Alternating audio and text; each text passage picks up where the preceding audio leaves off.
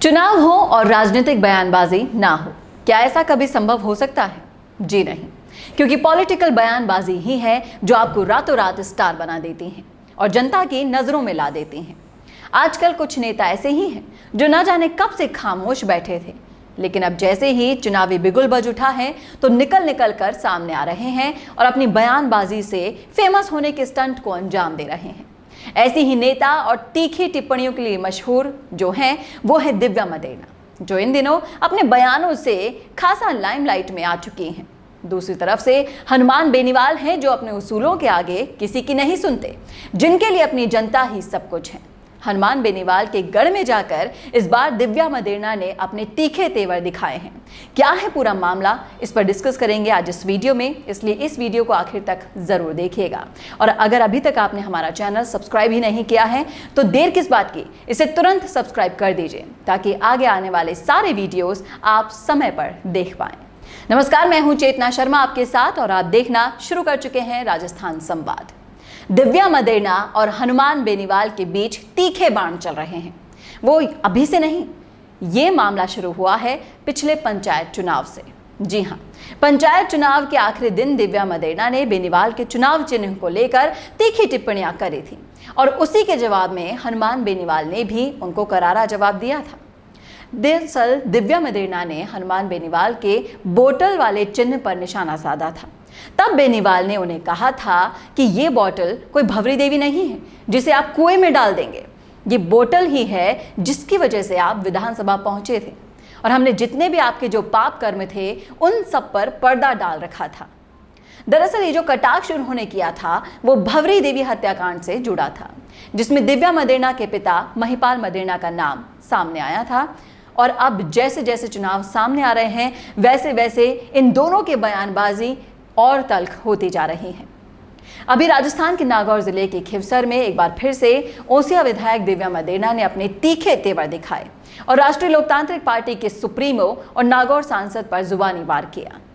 मदेरणा ने कहा कि नागौर वेंटिलेटर पर सांसें ले रहा है और अब ऑपरेशन की बारी है और उन्होंने ऑपरेशन का आगाज कर दिया है और उन्हें सफलता जरूर मिलेगी।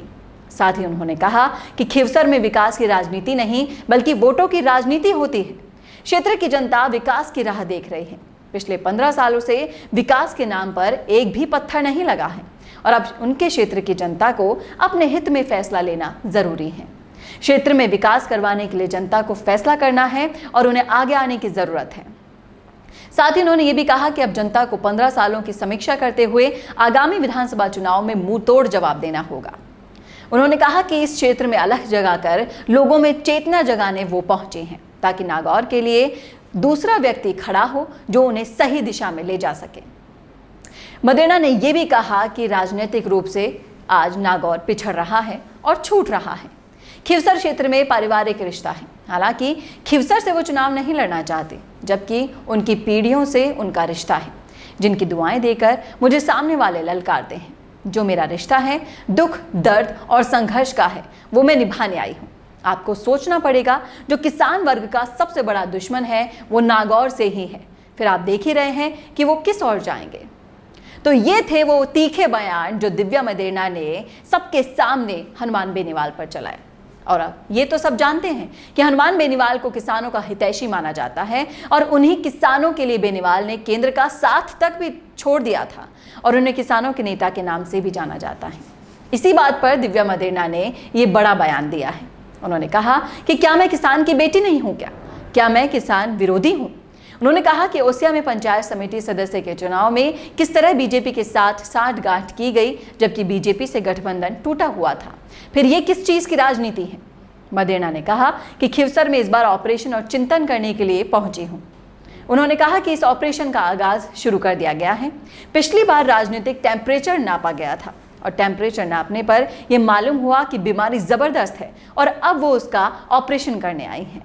तो ये थे वो तीखे बाण जो दिव्या मदेरणा ने बेनीवाल पर चलाए और बेनीवाल भी अब चुप बैठने वाले नहीं हैं और ये बयानबाजी और तल्ख होती दिखाई दे रही है।